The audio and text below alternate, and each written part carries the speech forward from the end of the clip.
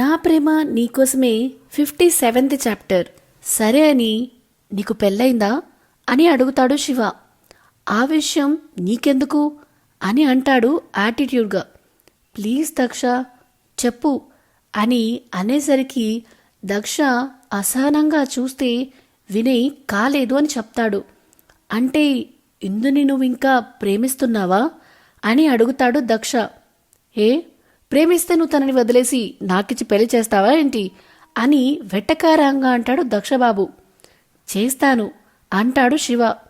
ఆ మాటకి దక్ష షాక్లోకి వెళ్తే వినయ్ కోమాలోకి వెళ్తాడు. ముందుగా దక్ష తేరుకొని ఏం మాట్లాడుతున్నావు, స్క్రూ గానీ లూజ్ అయిందా ఏంటి అని చిరగ్గా అడుగుతాడు దక్ష. నేను జోక్ చేయట్లేదు దక్ష, సీరియస్గా అంటున్నాను. నీ జీవితంలో ఇంకో అమ్మాయి లేకుంటే నువ్వు ఇందుని పెళ్లి చేసుకోగలవా అని ఈసారి దీనంగా అడుగుతాడు. ఆ మాట అనడానికి శివ మనస్సు ఎంత వేదనకి గురవుతుందో అతనికి మాత్రమే తెలుసు. ఈసారి దక్ష కూడా సీరియస్గా ఏమంటున్నావు నువ్వు, నన్ను పెళ్లి చేసుకోమంటున్నావు అంటే మరి నువ్వు అని కోపంగా అడుగుతాడు దక్ష. నేను కొన్ని రోజుల్లో చస్తాను అని అంటాడు ఎటువంటి భావం లేకుండా. ఆ మాటకి మళ్ళీ ఇద్దరూ షాక్ అవుతారు. దక్ష సోఫాలోంచి లేచి నిలబడి ఏమంటున్నావు అని సీరియస్గా అడుగుతాడు. అవును, నాకు క్యాన్సర్ లాస్ట్ స్టేజ్లో ఉంది, ఎప్పుడంటే అప్పుడు పోయేలా ఉంది నా ప్రాణం అని తన 2 చేతులతో తలని పట్టుకుని కిందుకు చూస్తూ చెప్తాడు కళ్ళ నిండా నీళ్లతో. ఆ మాటలకి వీళ్ళకి ఎలా రియాక్ట్ అవ్వాలో కూడా తెలియట్లేదు.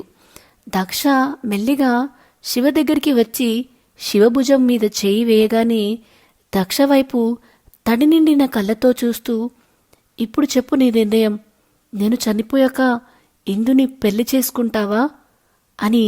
ఇక్కడ ఇందుతో పాటు నీకు ఇంకో ఎక్స్ట్రా బర్డెన్గా నా కూతురు కూడా ఉంటుంది, తనని కూడా నీ కూతుర్లా అని అంటూనే సోఫాలోంచి కిందికి మోకాళ్ళ మీద జారి చేతులు మొహానికి పెట్టుకుని వెక్కి వెక్కి ఏడుస్తాడు శివ. శివని అలా చూస్తుంటే ఇక్కడ వినయ్ ఇంకా దక్ష కళ్ళ నుండి కూడా నీళ్లు కారిపోతూనే ఉంటాయి.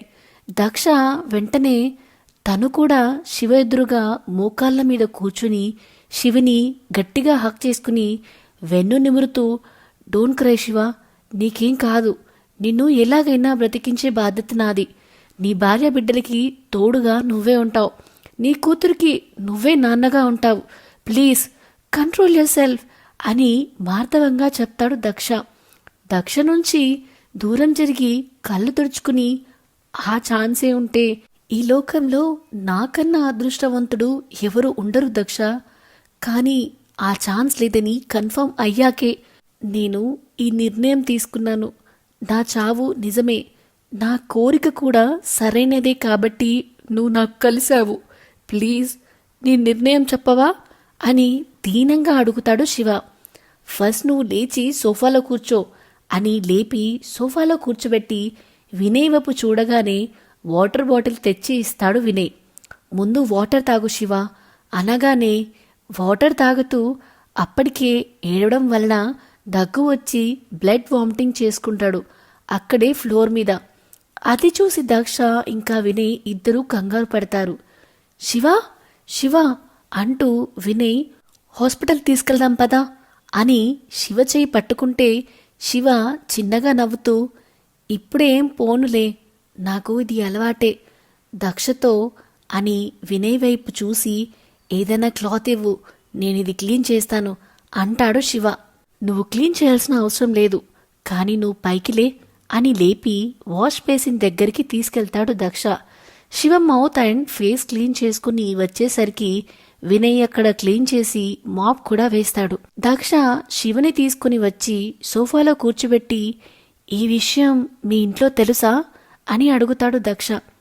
లేదు, తెలియదు, నేను తెలియాలి అనుకోవట్లేదు, తెలిస్తే వాళ్ళు కూడా ప్రశాంతంగా ఉండరు, ఎలాగూ నేను పోయాక ఏడవాలి కదా, అందుకని ఇప్పటి నుంచే ఏడిపించలేను కదా వాళ్ళని, అందుకే చెప్పలేదు అని నవ్వుతూ అంటాడు శివ. ఆ క్షణం శివని చూస్తే దక్ష హృదయం తరుక్కుపోతుంది. ఇప్పుడైనా చెప్పు దక్ష, నా రోగం కూడా నిజమని తెలిసింది కదా. ఇప్పుడు చెప్పు, నేను చనిపోయాక ఇందుని పెళ్లి చేసుకుని నా భార్య బిడ్డ బాధ్యత నువ్వు తీసుకుంటావా అని దక్ష ఒప్పుకోవాలని చాలా ఆశగా అడుగుతాడు. ఇప్పుడు ఆలోచించాల్సింది అది కాదు శివ, మీ ట్రీట్మెంట్ గురించి ఆలోచించాలి. ఇప్పుడు ఇవి ముఖ్యం అని దక్ష అంటూ ఉంటే శివ అసహనంగా, నీకు చెప్తుంటే అర్థం కావట్లేదా దక్ష? నాకు మాత్రం ఇలా చనిపోవాలని కోరికగా ఉందా? బ్రతికే దారి ఉందేమోని నేను ప్రయత్నం చేయలేదనుకుంటున్నావా అని శివ అనేసరికి, అలా కాదు శివ, కొన్ని రేర్ కేసులు కూడా ట్రీట్మెంట్ చేసే డాక్టర్లు కూడా ఎక్కడో ఒక దగ్గర ఉండే ఉంటారు. నీ అదృష్టం బాగుండి అలాంటి వాళ్ళు ఎవరైనా దొరికితే ఇంకెలాంటి ప్రాబ్లం ఉండదు కదా శివ, నువ్వు ఒకసారి ఆలోచించు అని సౌమ్యంగా అంటాడు దక్ష. సరే, నీ ప్రయత్నం నువ్వు చెయ్యు, నేను కాదనను. కానీ నా దురదృష్టం వల్ల నేను చనిపోతే మాత్రం నా కోరిక తీరుస్తావా అని 2 చేతులు జోడించి కన్నీళ్లతో అడుగుతాడు శివ. శివని అలా చూసి వెంటనే 2 చేతులు కిందికి దించి శివని కూర్చొని గట్టిగా హక్ చేసుకుని, నేను నిన్ను బ్రతికించడానికి నా సాయశక్తులా ప్రయత్నిస్తాను అని అంటుంటే శివకి అసహనంగా అనిపిస్తుంటే, అలాగే నా ప్రయత్నం ఫలించక నీకు ఏదైనా అయితే అని లోగొంతుతో అని, నీ వాళ్ళ బాధ్యత నేను తీసుకుంటాను అని చెప్పి గట్టిగా కళ్ళు మూసుకుంటాడు దక్ష. ఇక్కడ శివ సంతోషంతో కళ్ళు మూసుకుంటాడు. ఇద్దరూ కాసేపు అలాగే ఉంటారు. వాళ్ళిద్దరినీ కన్నీళ్లతో మౌనంగా చూస్తూ ఆలోచనలో పడతాడు వినయ్. ఇందు ప్రేమ దక్కని దక్ష దురదృష్టవంతుడా? ఇందు ప్రేమ దక్కి కూడా దాన్ని జీవితాంతం అనుభవించలేని శివ దురదృష్టవంతుడా అని ఆలోచిస్తూ ఉంటాడు వినయ్. కాసేపటికి శివకి దూరం జరిగి, ఫస్ట్ నాకు నీ రిపోర్ట్స్ చూపించు, అలాగే నువ్వు ట్రీట్మెంట్ ఎక్కడ, ఏ డాక్టర్ దగ్గర తీసుకుంటున్నావో చెప్పు అంటాడు దక్ష. రిపోర్ట్స్ అంటే ఇప్పుడు లేవు కానీ అని డాక్టర్ ఇంకా హాస్పిటల్ పేరు చెప్తాడు శివ. ఓకే, నేను ఈలోపు నీకు ట్రీట్మెంట్ చేసే డాక్టర్ని వెతుకుతాను అంటాడు Daksha.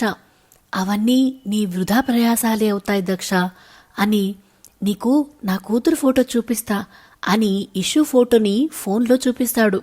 First time issue baby మొహం చూస్తున్నాడు. ఎంతో ముద్దుగా ఉంది, అనుకోకుండా ఉండలేకపోతాడు. పాపని చూడగానే చాలా రోజుల తర్వాత దక్ష పెదవుల మీద చిన్న నవ్వు చేరి మాయమవుతుంది. అలా ఫోటో స్క్రోల్ చేస్తూ ఉంటే శివ ఇందు విత్ ఇష్యూతో దిగిన ఫోటో కనిపించి ఆగిపోతాడు దక్ష. ముగ్గురి మొహాలు చాలా సంతోషంగా కనిపిస్తుంది. ఆ క్షణం దక్ష ఇందుని కోపంగా చూడట్లేదు, కేవలం అక్కడ వాళ్ళ ముగ్గురి సంతోషాన్ని మాత్రమే చూస్తున్నాడు. అప్పుడే ఫిక్స్ అవుతాడు, ఈ సంతోషం ఎప్పుడు ఇలాగే ఉండాలి అని. దానికోసం తను ఏదైనా చెయ్యాలి అని ఫిక్స్ అవుతాడు. సరే, నేనింకా వెళ్ళాలి, ఇప్పటికే చాలా లేట్ అయింది అనగానే, నువ్విప్పుడు ఒక్కడివే వెళ్ళగలవా, నేను వచ్చి అని ఇందు గుర్తొచ్చి, వినయ్ వచ్చి డ్రాప్ చేస్తాడు నిన్ను అని అంటాడు దక్ష. నో ప్రాబ్లం, నాకు అలవాటైంది ఇది, నేను వెళ్ళగలను. కానీ నా బైక్ దగ్గరికి మాత్రం డ్రాప్ చేయమని అడిగితే, సరే పద నేనే వస్తాను అని దక్ష బయలుదేరితే, నేను కూడా వస్తాను అని వినయ్ కూడా వాళ్లతో జాయిన్ అవుతాడు. ఇప్పుడు శివకి చాలా ప్రశాంతంగా అనిపిస్తుంది. ఇక తను లేకున్నా ఇందు ఇష్యూ కొన్ని రోజులు బాధపడిన తర్వాత సంతోషంగా ఉంటారు అన్న నమ్మకం రావటం వల్లేమో. ఏంటి శివ, ఏం ఆలోచిస్తున్నావు అని వినయ్ అడిగేసరికి, ఇంకా ఆలోచించడానికి ఏం లేదు, ఇప్పుడు నాకు చాలా ప్రశాంతంగా ఉంది. ఇన్ని రోజులుగా నా మెదడు మనసు మోస్తున్న భారాన్ని దక్ష మాటలతో తీరిపోయింది అని చెప్తాడు శివ. ఆ మాటలన్నీ సైలెంట్గా వింటాడు. కానీ అతని మైండ్లో శివని ఎలా బ్రతికించాలి అని మాత్రమే ఉంటుంది. శివ వినయ్తో మాట్లాడుతూ వాళ్ళెక్కడ ఉంటున్నారు, ఏం చేస్తున్నారు అని మాట్లాడుతూ ఉంటాడు. అలా మాట్లాడుతూ ఉండగానే శివ బైక్ ఉన్న ప్లేస్ దగ్గర కారు ఆపుతాడు దక్ష.